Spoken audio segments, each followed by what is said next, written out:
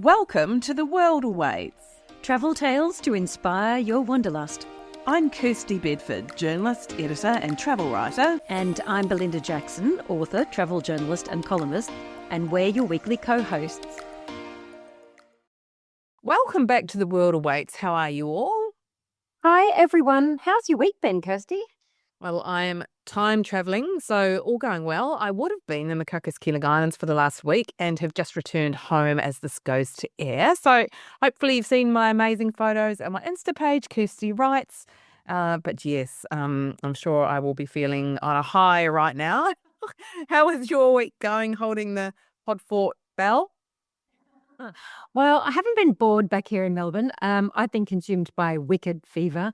The new musical movie Wicked, of course, that's the story of the witches from The Wizard of Oz. So I went to the preview held at the 1940s Rivoli Theatre in Camberwell, and it was just a sea of pink and green because, the Wicked Witch of the West, which is Cynthia Erivo in the movie, has green skin, and Glinda the Good Witch, which is Ariana Grande, of course, is a vision of pink froth. So I can't believe how many people were dressed up. Almost everyone was in costume, and the people that weren't in costume just looked really miserable and a bit embarrassed. I don't know if you've ever done that. You kind of gone somewhere and gone, oh my gosh, I'm the only person not dressed up. And you can jump back onto my socials to see some of the action too. Yeah, gorgeous, and you just looked amazing in that sequin dress. And Belle's Instagram is, if you want to have a look, is global_salsa.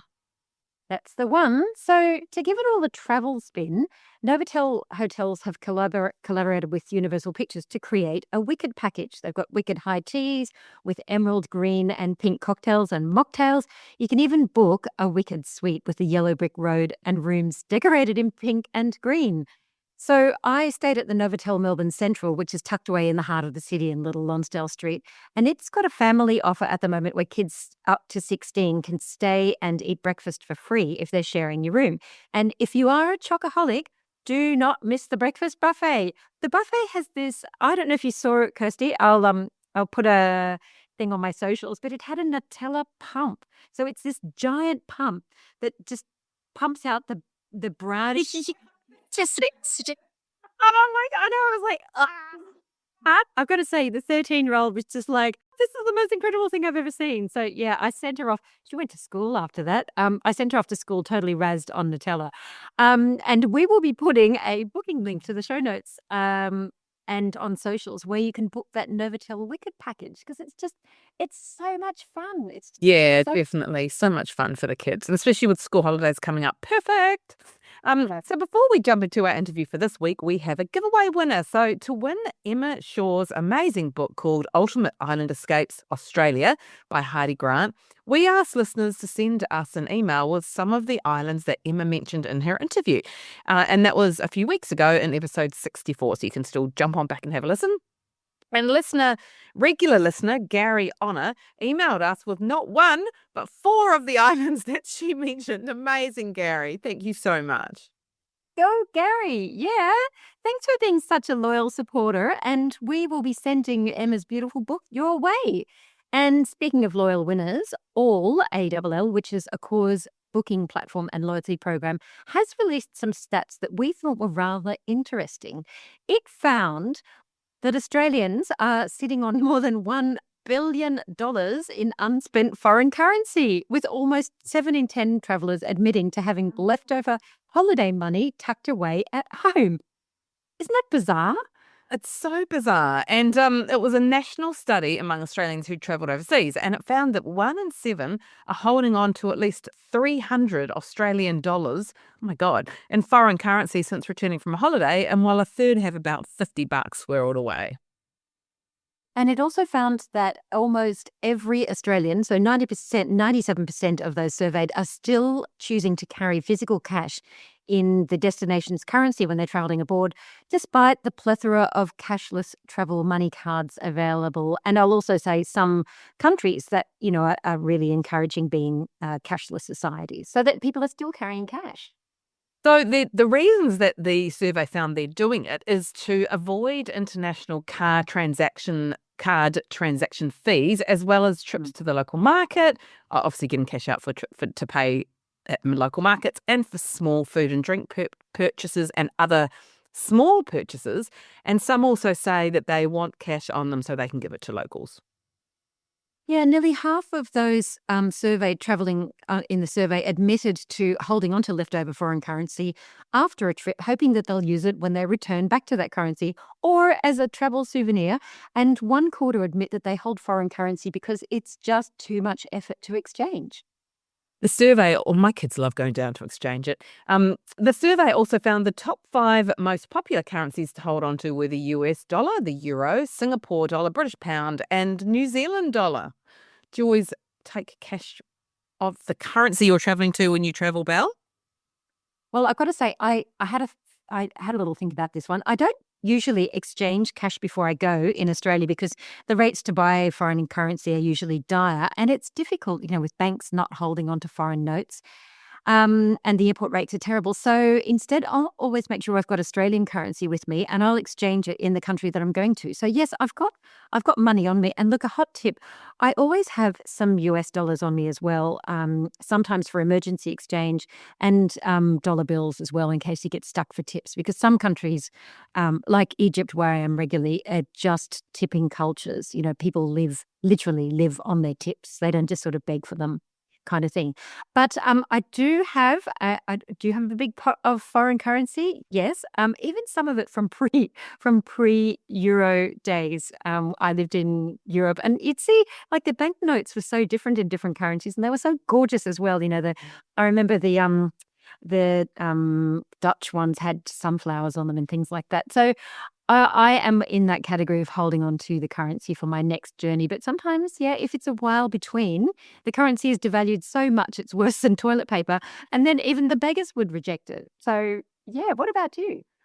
I do take, the currency of where I'm going to, a small amount before we leave, just because as you know, I like to be particularly organised, and I think it.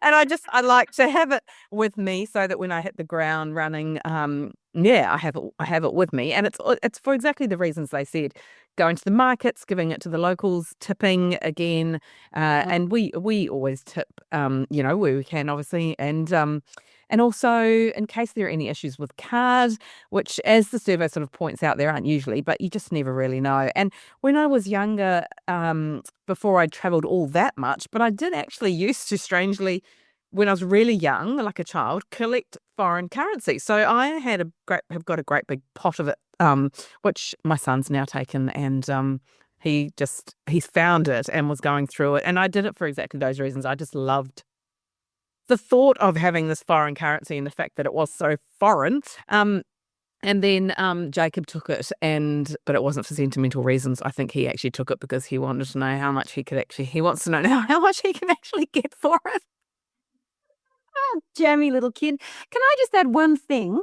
You can always give those small amounts to charities that collect currencies that you're not going to use anymore. I took a quick look, and foreign exchange company Travel Money Oz collects spare change, which it then donates to UNICEF, the United Nations Children's Fund. And I'm going to pop a link in the show notes because they've got outlets all over in the major cities. So you just drop your change off, especially coins. Drop your coins off, and you know that they're going to go and do good. You're listening to The World Awaits. Subscribe through our website at theworldawaits.au. This week, I'm chatting to the great rock journalist, broadcaster, and keeper of legends, Glenn A. Baker. He's written 16 books, countless words on rock music and travel, interviewed celebrities, managed bands, and has a story for every international star you care to mention. He took the BBC's Rock Brain of the Universe crown 3 times, and if you've been watching the news, he recently sold his collection of a gazillion vinyls, CDs, and incredible memorabilia, which thankfully will be on display in a new museum in 2026. So let's listen to what Glenn has to say about designing the perfect US music-oriented road trip. Glenn, welcome to The World Awaits. It's such a pleasure to have you here. And it's a pure delight to be with you. It really is. Now, I wanted to do a story about road tripping across the US, maybe with a musical trip in there. And I thought, who better to ask than the rock brain of the universe, not once, not twice, but thrice. How often do you get thrice in a podcast? So, with all of your wealth of experience in travel in the US, I thought what a great opportunity to pick your brain for the best route to take us through the US for great drives, great scenery, and fantastic music. So, let's get into designing the perfect US musical road trip. Well, can I just start off by saying it really has to be a two-parter. It really, because there is a southern road trip and then there's a northern road trip, and they're quite different and they're quite separate, and there's a vast gulf between them. And it's and I've done both of them, and I've actually led a tour group from New Orleans up the Mississippi River to Memphis and Nashville and Muscle Shoals, etc. And I've also done the northern thing just simply as a visitor. I mean, going to Chess Studios and going to the Motown headquarters in Detroit, etc. So, but like I said, it's two different worlds. There's no question about it. And it's I think that we should start with the southern road trip. Well, I'm going to take your lead, so let's go to the south and hit the road. So first, the basics, the starting point and the end point. New Orleans is the place to start. I tend to think of it all in terms of record labels.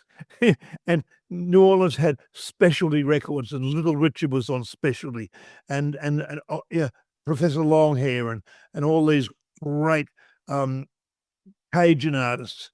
And so basically, and then it is a great place to start. Now, not everybody gets to go on a cruiser, but it's probably a good way to chew up the miles. The lovely thing is that you can go to places like Vicksburg, where Willie Dixon, the man who wrote so many of the great rhythm and blues and soul songs and blues songs of the era, was born, and you can actually call in at all these places on your way to the Pearls. I mean, which is Muscle Shoals, with the great studio where Percy Sledge recorded "What a Man Loves a Woman," and Aretha Franklin recorded, and the Rolling Stones did some sessions there, and then you go on to Memphis, known not only for Elvis, but also, and Graceland, but also for Stax Records. And there's a great 3-part Stax documentary on one of the serving channels at the moment, and it's an extraordinary experience. So anyway, I mean, Stax, of course, gave us Booker T and the MGs and Otis Redding. So Glenn, just reining you in here for a moment. We're starting in New Orleans.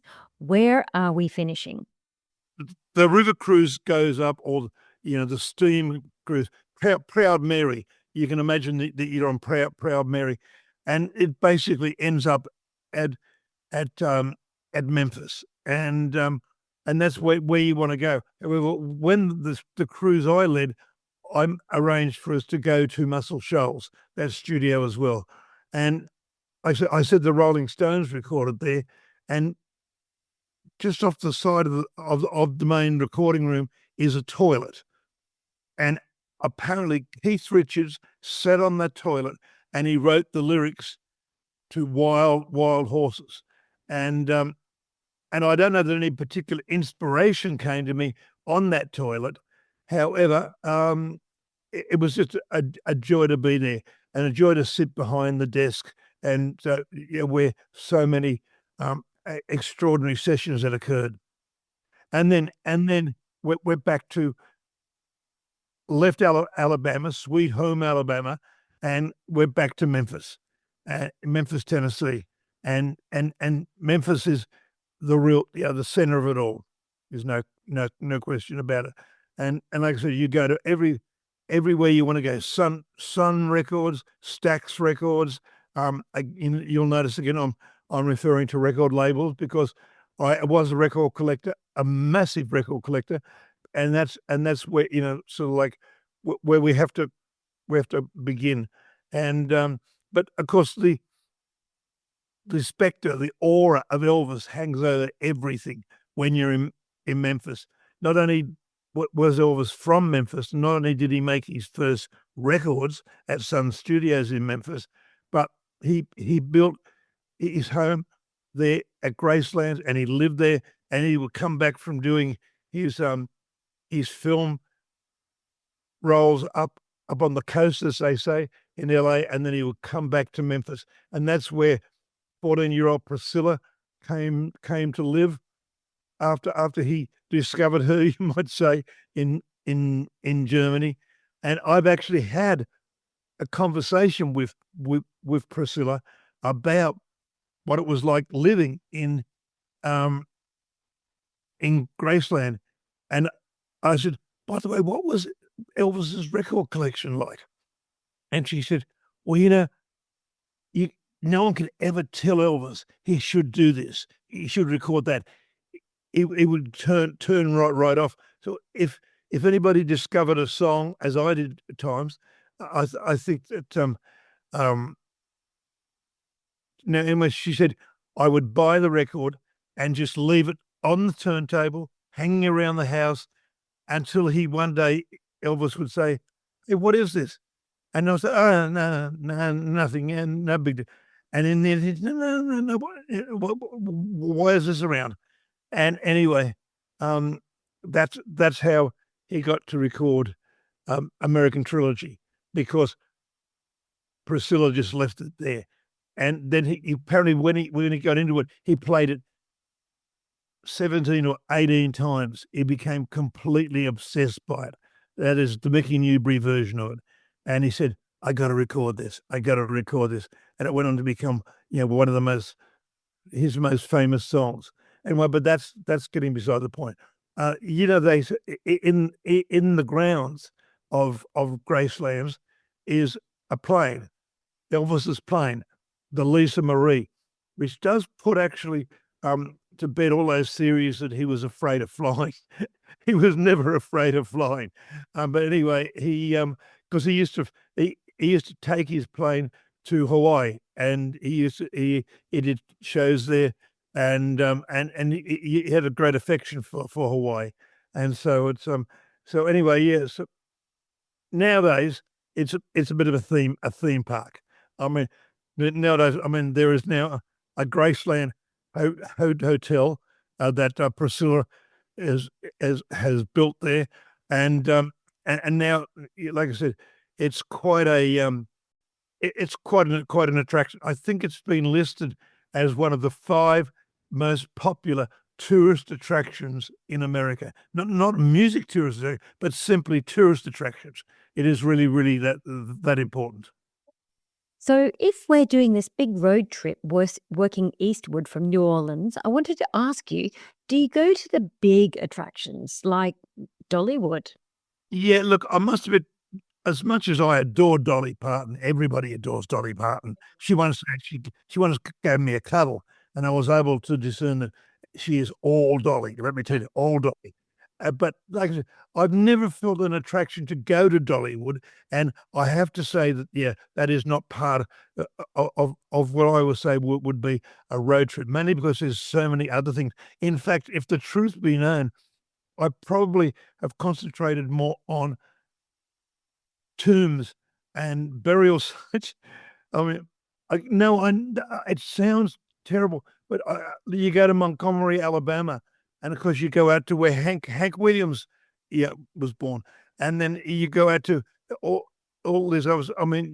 Jimmy Rogers. I'll give you one great experience. I visited Jimmy Rogers' grave, and now he was known as the singing brakeman, and he wrote and sang songs about trains and journeys like that. And I can remember being at his tomb, and in the background relatively early morning, because let me say, I keep rock and roll hours, as you've heard, and I don't tend to get up that early. However, in the background, I could hear a lonesome train whistle going, woo, woo, and I clutched my chest. I thought, I'm at Jimmy Rogers' grave, and someone is actually, sorry, a train is in the background. It was very experienced. So, like I said, so Robert Johnson, who was the first great blues recording artist. There's 3 possible graves for him. One that I chose to pick was just near the Tallahatchie Bridge. Now, you may be too young, you sweet thing, to understand what the Tallahatchie Bridge means, but it was in Ode to Billy Joe. I might be a sweet young thing, but I do know the song. Yes, well, exactly. I mean, that's one of the lovely things about being in the South. Now, like I said, I was not leading a tour group then. I'd actually got after Nashville, and we went to the Grand Ole Opry, etc. in Nashville. We then broke up, and the punters, went back to Australia or wherever they went to, and I just got in a car with my old mate David Lotta, and we just drove through many of the places in the South that we hadn't gone to. So this was my tour group plus, and everywhere you go in the South, there is something. There's something that occurred. There is a song that you're reminded of, and it's and it really is exciting. We've talked about theme parks, yes to Gracelands, maybe not to Dollywood, but in terms of other venues along the way, you've mentioned the Grand Ole Opry. What drives the South with that incredible music? I mean, what's the South got that we all haven't got? It says that every diner, every place. One thing about touring in America, you realize that every band that performs in a diner is so much better than any band you've ever seen in that environment ever before. I mean, Americans love to perform. There is no question about it. And so where do you see? I mean, in Memphis, you go down Beale Street and you go to the B.B. King Blues Club, and you go to there's all manner of things in Memphis for you to see. Every venue, every club, everything, and there's no now whether when you leave Memphis, it's probably not as there's probably not as many venues to actually to see, but you play it by ear, Belinda. You really do. You go not necessarily expecting anything, but that wherever you turn, there's going to be people performing. Of course, I mentioned that we started off the tour in New Orleans. And that's great. The New Orleans Jazz and Heritage Festival is just a wonderful experience. I remember the first time I went there, I went to the first night, the Sanger Theatre on Canal Street, or is that the Canal Theatre on Sanger Street? I'll get that right in a minute. And I saw the Dave Bartholomew Big Band and Fats Domino, and then I saw the next night I went out on the on a cruise on the Mississippi, and I saw another cruise, and I saw the Neville brothers with Art Neville, and I saw and then at the festival I went and saw Alan Toussaint sitting on a chair out in sort of like in the middle with no one paying that much attention to him, and he was performing, and it was just you're saturated in the gospel tent. I love particularly. You go into the gospel tent, and these are not professional outfits. They're from hospitals and glee clubs and schools, and and they are just, and they're so passionate, and they're so real, and they're so honest, and there's something there that is just extraordinary. So when you start out on your road trip in the South, and you find you visiting so many performances along the way, and everywhere where you go, somebody is playing, and that's why, and it's a very different, because in the South it's very much blues and soul and R&B, and it's a very, very different experience to anywhere else in America, and it's and that's why, again, I mean, you can visit Los Angeles and New York, and you can do musical trips anywhere in America, but there is something really, really special about doing the South and being immersed, sort of like in the songs of the South. There's no question about it. Well, it is, of course, is not just the music, but it's also the food. Everywhere you go, it's like soul food. Yeah, it's like everything is accompanied by ribs and coleslaw and bloody, sort of like, and chitlin greens and all sorts of things. I mean, you have to love Southern food, but then again, who doesn't love Southern food? I mean, everybody loves Southern food, and that's so wherever you go, you actually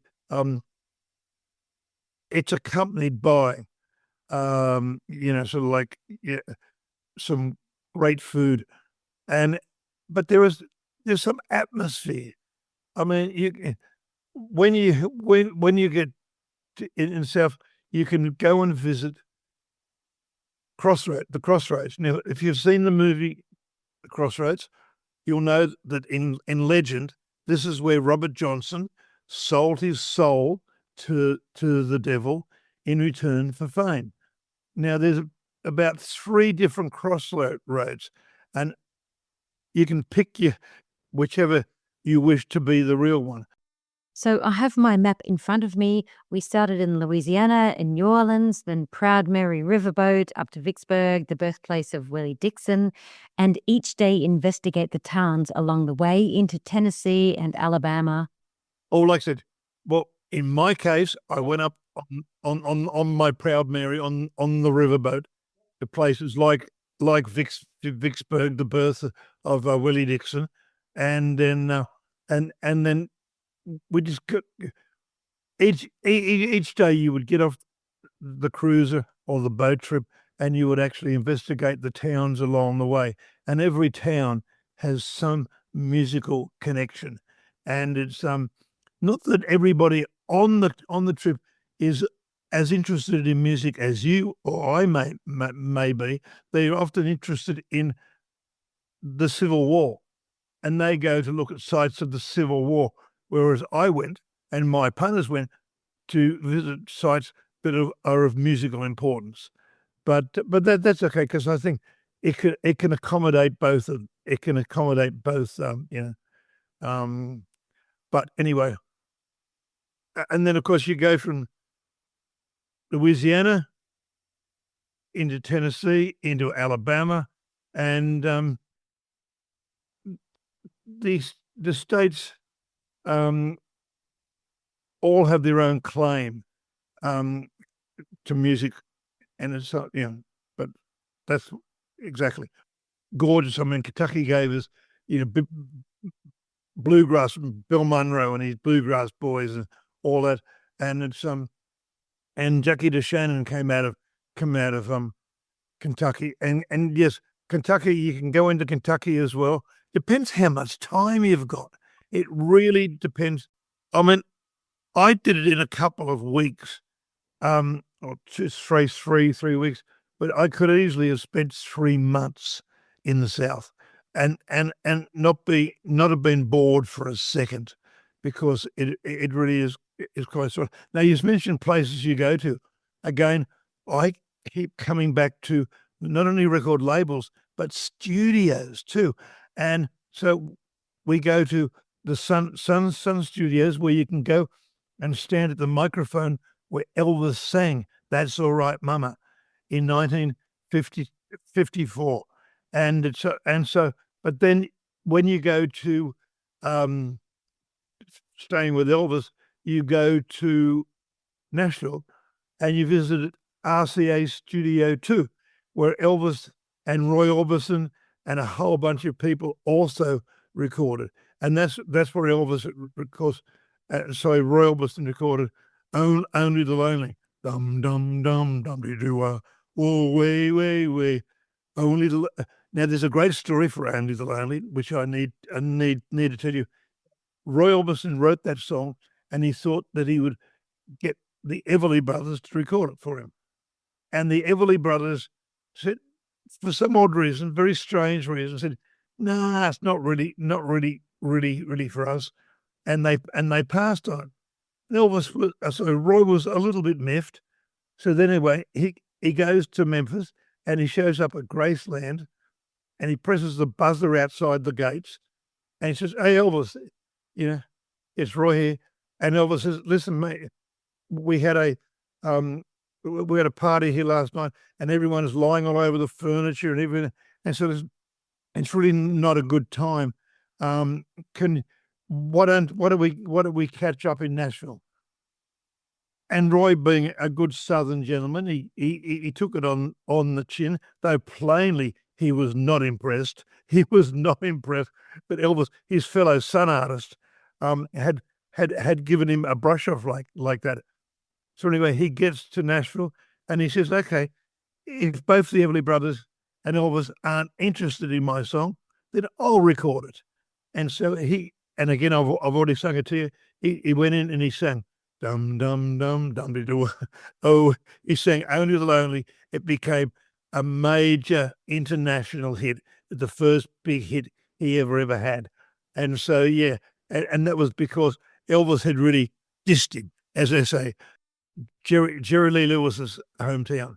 And we visited. Jerry Lee Lewis wasn't home at the time. Faraday, Louisiana. And we visited his house and he wasn't there, but it was Jerry Lee memorabilia all over the place.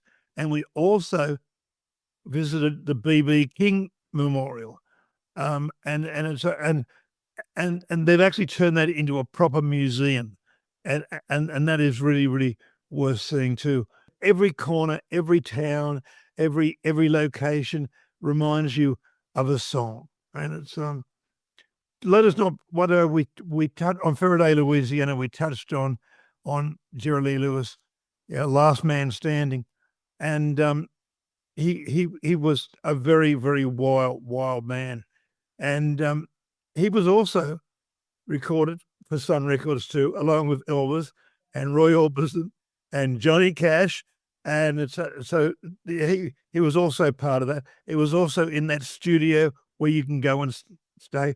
Talk about visiting studios. The Stack Studio is on the site of an old movie theater, and they, as Steve Cropper, the guitarist in Booker T and the MGs, and the man who co-wrote, sort of all these great songs like In the Midnight Hour and Knock on Wood and Sitting on the Dock of the Bay, etc.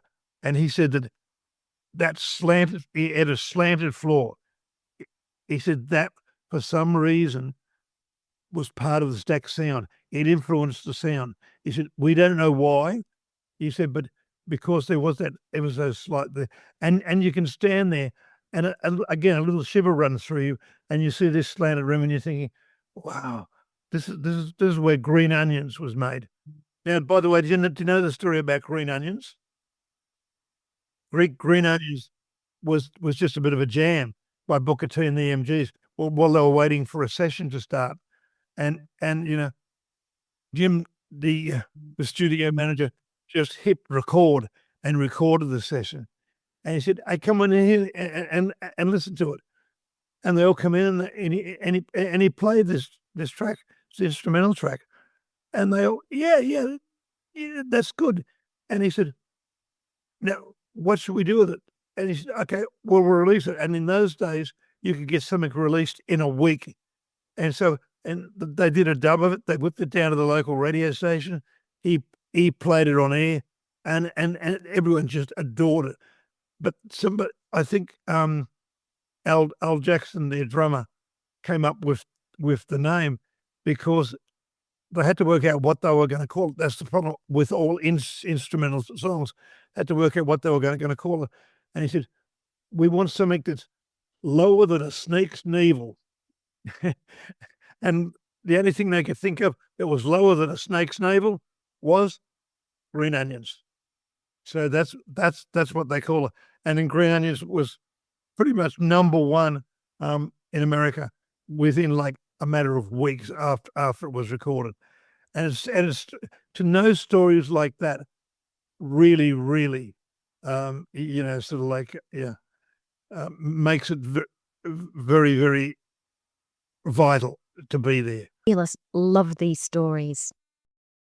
So in your dream road trip, what car are you driving? I mean, I personally have some sort of Hunter S. Thompson dream where you pack a bag of cocaine and you're a turnie. I must admit, I probably passed on the cocaine, but then again, I am a famous non-drinker, non-druggy. I mean, I'm trying to think the car. It was a convertible. The lovely thing, by the way, about being in the South, and perhaps I haven't touched on this, is they're also gentlemanly. They're also delightful. They're nice people. Everyone is so courteous. Everyone, and it's yes, ma'am, no, ma'am, and it's and they treat you with such respect when you're in the South. And basically, the loop is, you start in New Orleans, you go up the Mississippi River by whatever means you can, and then you get to Memphis, and then you can take a detour. We did it in a bus, crossing the Alabama state line to go into Muscle Shoals, and we visited Muscle Shoals, and then we returned to Memphis, did all the Memphis events, and then we went over to Nashville, attended the Grand Ole Opry, etc. And then on our own, we got in a car and drove to all these places in the South. It'd probably be like a spaghetti thing to have to draw. We went to Montgomery, Alabama, and we went to Faraday, Louisiana, and we went to Indianola, Mississippi, which is where the B.B. King Museum is. And so, and then I can't remember where the Jim Henson sat on his river, riding Rainbow Connection. But anyway, and hooking up wherever that is, we'll have to look it up. But so we zigzagged across the South, but it's all within that, basically the 4 or 5 states. Glenn, I just love the idea of doing those long stretches of highway in a big car. The romance of the US is, getting in that great convertible, paying half the price for petrol, and getting a soundtrack going and just zoning into those long, iconic drives that the US is so famous for. And not just the Route 66, but discovering the cities. Maybe they're past their heyday. Maybe there are places of, great musical moments. So we are so grateful to have you with us and talking us through one of the iconic drives through the US, and that's through the South with a musical bent on it. Thank you so much for joining us on The World Awaits. What great itineraries Glenn has shared with us. He's such a legend. I guess if you're going to create a musical road trip, you want to ask the experts. So we'll put more details in the show notes. And if you'd like to follow Glenn, he posts regularly about the music industry on his public Facebook page, which is under Facebook, obviously, called Official Glenn A. Baker.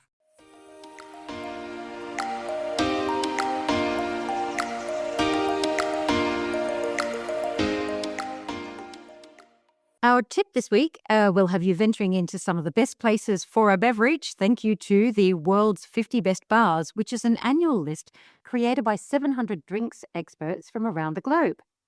So only 3 Australian bars made the list, 2 in Melbourne and 1 in Sydney. And in Melbourne, Caretaker's Cottage came in at number 21. I was actually there earlier this year and it's so cute.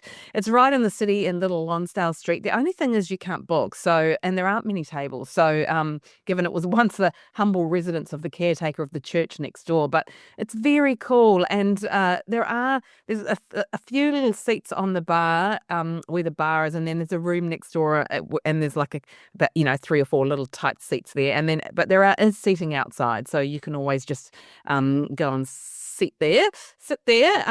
So yeah, it's just a great little teeny little bar and a real experience. The drinks menu changes every month with new drinks and has a complete design overhaul. But there are 2 constants, and that's the signature martini and, surprisingly, Guinness. Guinness. Well, I guess that goes back to its, the British roots in that area as well.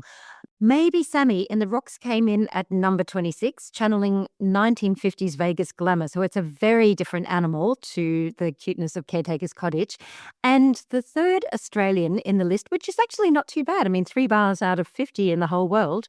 The third bar was another Melbourne icon, which is Birdie, which made the list at number 35.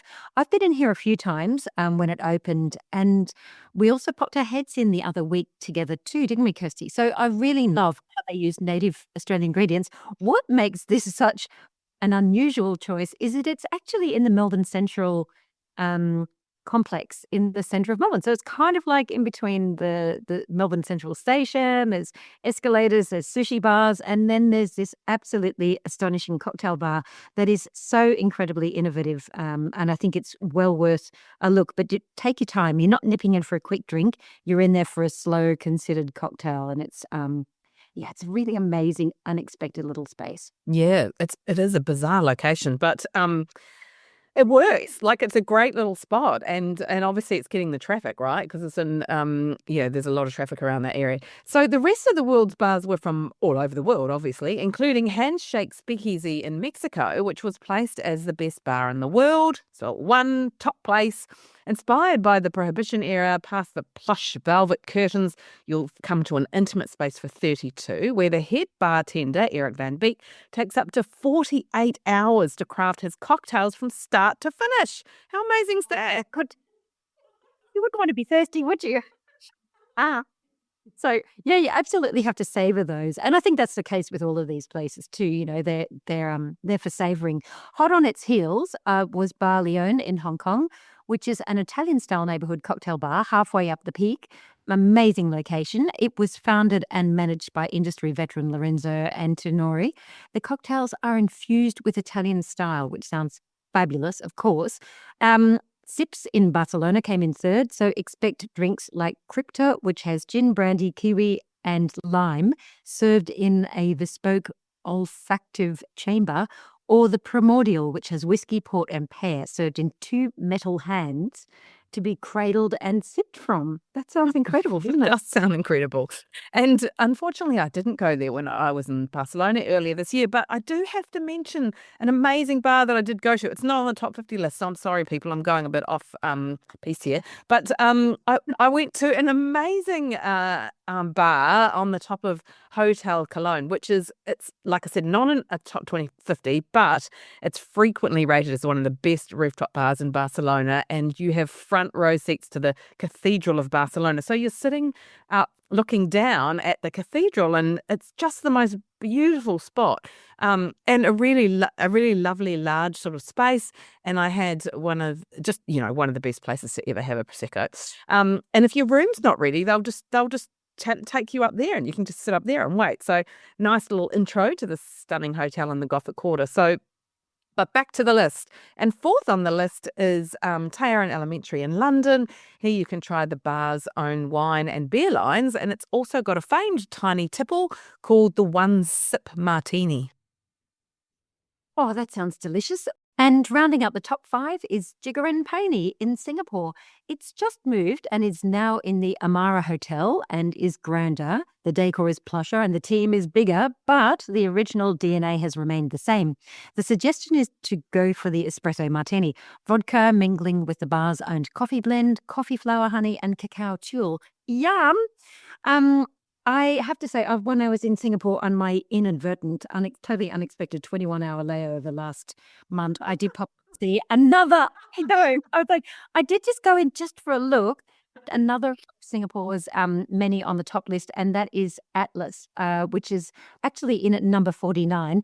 And just for the decor, it is one of the most beautiful bars you'll see. It's enormous, and they did have a no Birks sign out the front. So if you're wearing your Birkenstocks when you're walking around the city, get out. Just get out. They're not even going to let you in. I was like, But don't worry about no singlets or no, they've been saying singlets. No Birks, not even gold ones. I did say to the woman, they're rather fancy, don't you think? She said, no, get out. And I'm going to add a special mention for number 6, which is Line in Athens. When I was there last month, Line was doing a collaboration with the hotel I was staying in, the Modernist, and they were doing a couple of bespoke cocktails. One was modelled on a hot dog, which had wafts of tomato sauce and mustard. It was weirdly, when you hate hot dogs and they stink and stuff, and then you eat them and you're just like, yeah, I didn't want it, but it's like a dirty little secret. It was kind of like that. And you're not going to these bars just because you want the same thing that you drank in the last bar. You want to go there because it's an experience, and that is the whole point. So we're going to put a link in the show notes for the 50 best bars. If you'd like to help support our production costs, you can buy us a coffee at coffee.com/theworldawaits. That's ko-fi.com/theworldawaits, so we can continue to bring you inspirational travel interviews with the world's best. Next week, I'm chatting to Adele Alicio of the Champagne Mile, an Air Mile loyalty specialist. Adele helps tens of thousands of Australians make sense of airline and hotel loyalty programs, travel deals and rewards cards. And she chats to me about the best way to get yourself or your family member that business upgrade. Oh, and who doesn't want to know how to get an upgrade? Cannot get enough of it. And please give us a rating and a review on Apple Podcasts. Click on our profile, scroll down to the bottom to ratings and reviews, and leave us a star rating. And if you're on Spotify, go to our main page and click the 3 dots underneath our photo, or simply drop us a line at hello@theworldawaits.au. That's a wrap for The World Awaits this week. Click to subscribe anywhere you listen to your favourite pods. And where can people find you, Kirsty? I'm at Kirsty Wrights on Instagram. That's KIRSTIE Wrights, WRITES. And where can people find you, Belle? You can find me at globalsalsa.com or on Insta at global_salsa. Thanks for listening. See you next week.